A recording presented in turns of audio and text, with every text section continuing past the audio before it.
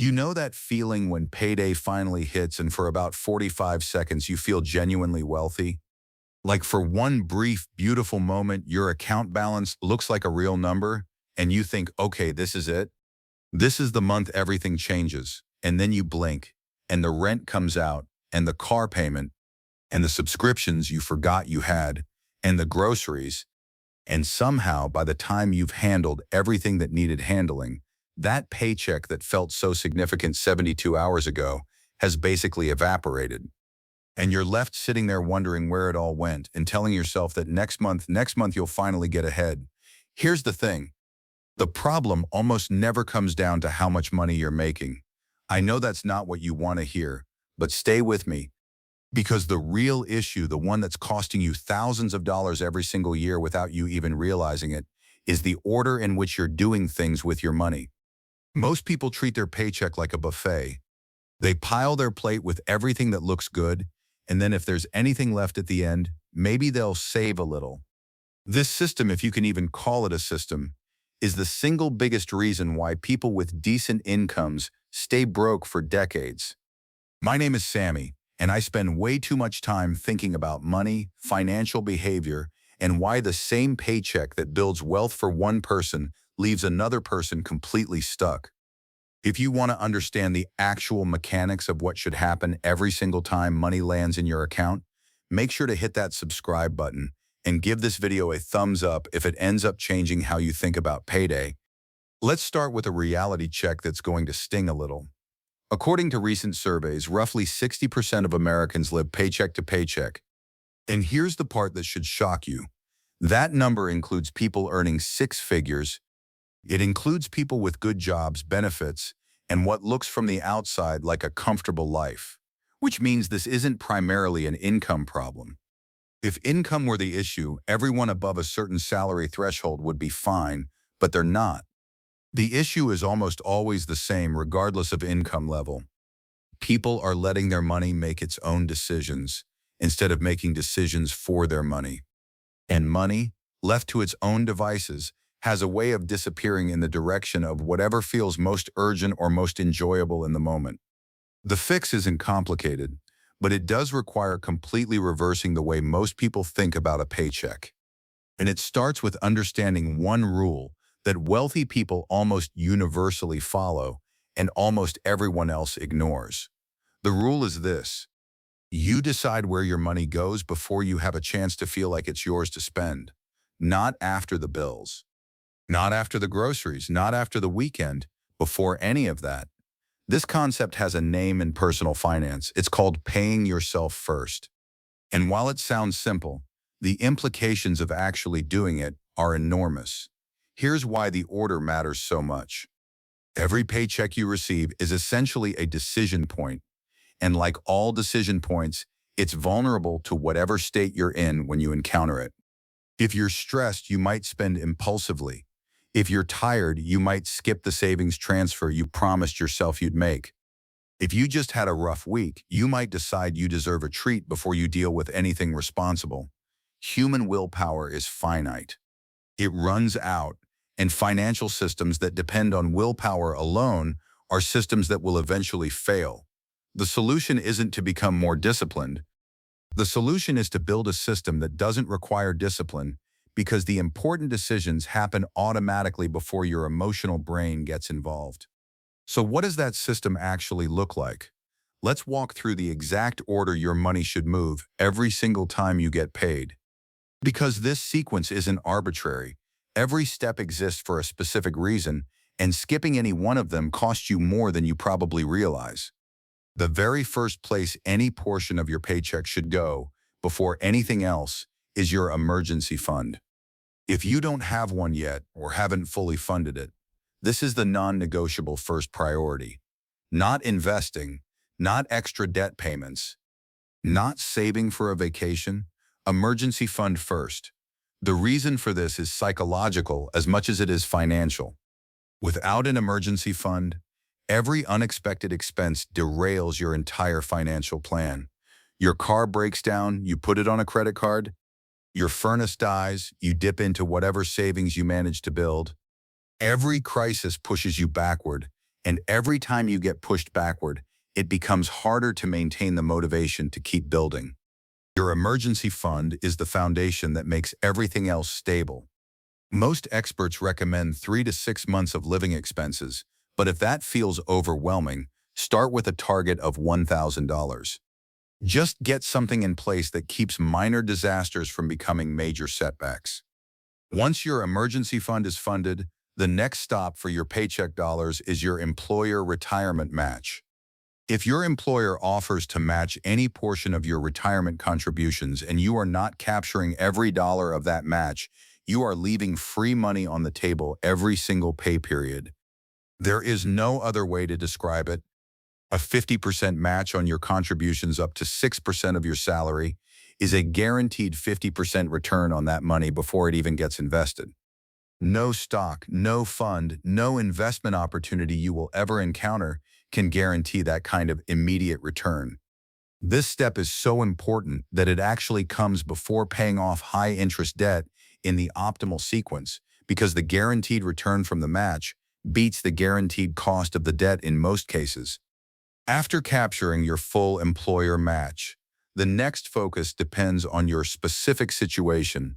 If you're carrying high-interest debt, meaning anything above roughly 8% annual interest, your next paycheck dollars should be attacking that debt aggressively. Credit card debt sitting at 22% interest is a guaranteed negative return on every dollar you're not using to eliminate it. Think about it this way. Every dollar you don't put toward a 22% debt is effectively costing you 22 cents per year, permanently. There is no investment strategy available to ordinary people that reliably beats a guaranteed 22% return, which means paying off that debt is the best investment you can make right now, even if it doesn't feel as exciting as buying stocks. Once the high-interest debt is gone, this is where the real wealth building begins. Your next priority is maximizing your contributions to a tax-advantaged retirement account.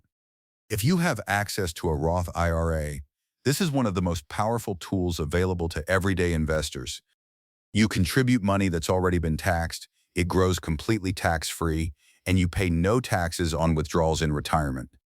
For most people who are not yet in their peak earning years, the Roth is the smarter choice because you're locking in today's lower tax rate on money that could compound into a much larger number over time. The contribution limit for 2025 is $7,000 annually. If you can hit that number, you're doing something that the majority of Americans never manage to do. Here's where I want to pause and address the thing that trips most people up at this stage.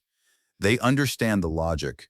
They agree with the sequence, and then payday comes and somehow the transfer doesn't happen, or it happens but then gets reversed 3 days later because something came up. This is not a willpower failure. This is a system design failure.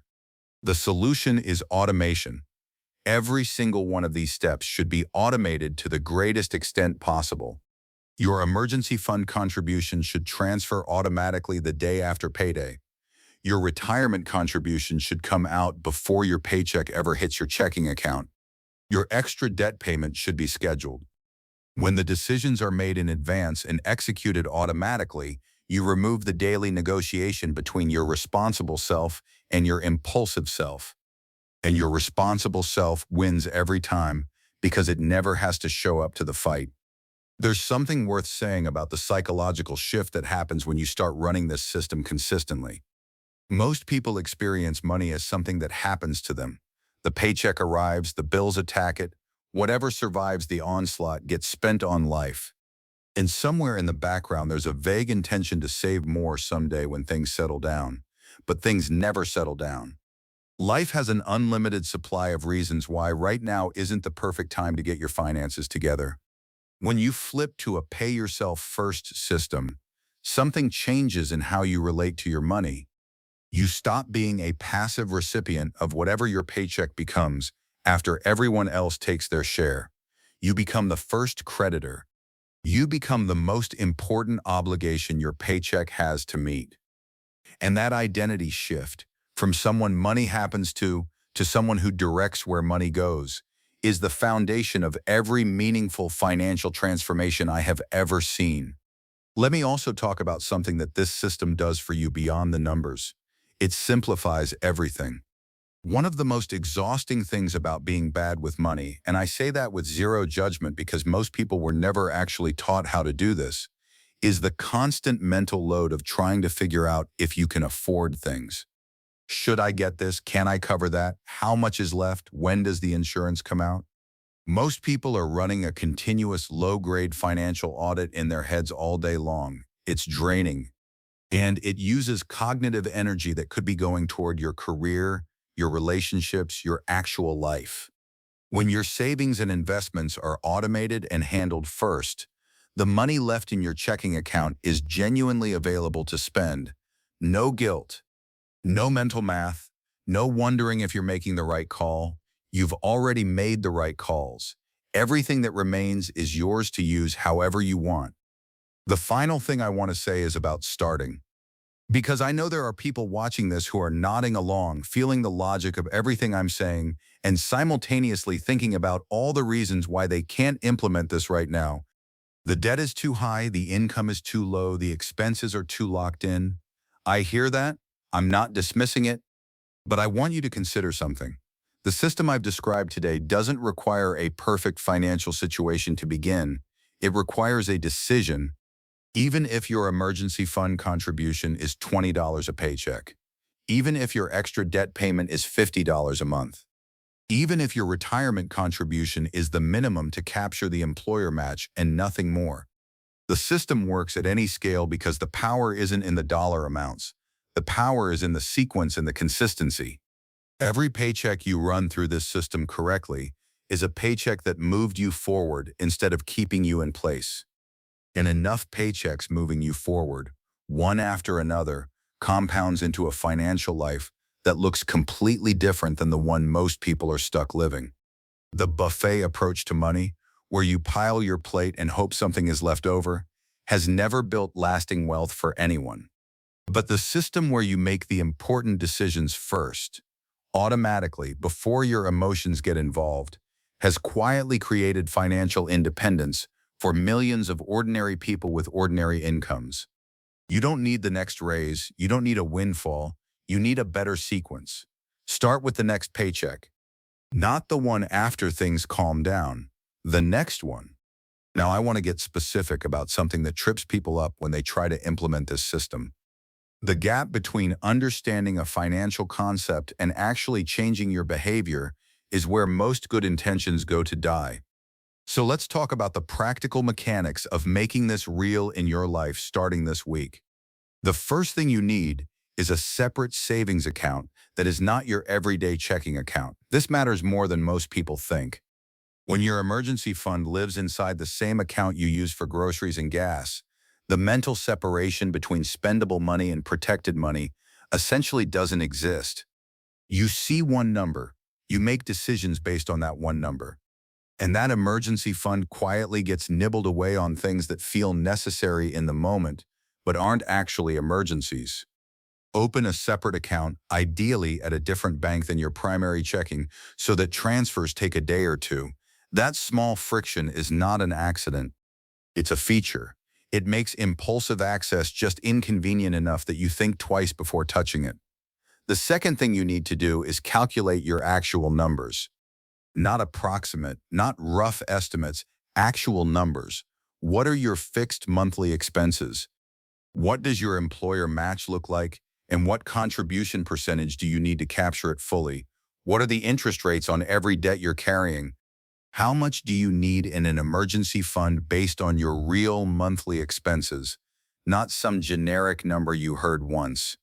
Most people avoid doing this calculation because they're afraid of what they'll find. But living in financial fog is far more expensive than any uncomfortable truth your numbers might reveal. Knowledge of your actual situation is the prerequisite for changing it. The third thing, and this might be the most important practical step, is to treat your financial system like an appointment with yourself that you do not cancel. Once a month, sit down for 30 minutes with your accounts, your statements, and your numbers. Check that your automated transfers are running. Review your debt balances and watch them fall. Track your emergency fund balance growing. Look at your retirement account and remind yourself what the compound growth projections look like over 10, 20, 30 years. This monthly check-in does something that pure automation cannot do on its own. It keeps you connected to the meaning behind the system. It reminds you that the $150 that transferred to savings last week isn't just a number, it's a future version of yourself that doesn't have to work if they don't want to. It's an option you're buying yourself with every paycheck. Options that people who skip this system never get to have. I also want to address income growth because this system doesn't have a ceiling. The sequence I've described works on a $35,000 salary, and it works on a $150,000 salary. The difference is scale. As your income grows, the smart move is to avoid what financial experts call lifestyle inflation. This is the almost universal tendency for people to upgrade their lifestyle at exactly the same pace as their income increases, so their savings rate stays flat no matter how much more they make. Every raise you get is a fork in the road. One path leads to a bigger car payment and a fancier apartment. The other path leads to a higher automated savings rate and an investment portfolio that starts doing a meaningful share of the financial heavy lifting. The people who consistently choose the second path are the ones who end up with options. The ones who consistently choose the first path are the ones who earn more than they ever imagined and still somehow feel broke. The paycheck system I've described isn't revolutionary. It isn't complicated. It doesn't require a finance degree or a spreadsheet with 17 tabs. What it requires is a decision to stop letting your money drift and start directing it with intention. The sequence is simple: emergency fund, employer match, high interest debt, tax advantage retirement account, and then everything else. Automate it, protect it from your own impulses. Review it regularly, and then watch what happens over time as paycheck after paycheck runs through the same sequence, each one moving you slightly further forward, each one adding to a foundation that eventually becomes unshakable. Most people will read this or watch this and agree with every word and then do nothing different on the next payday. Don't be most people. Your financial future isn't built in a single dramatic decision. It's built in the small, consistent, boring choices you make every 2 weeks when the money lands in your account. Get the sequence right, run it consistently, and let time do what time does best. The version of you 5 years from now is going to feel very differently about money than you do today. The only question is which direction.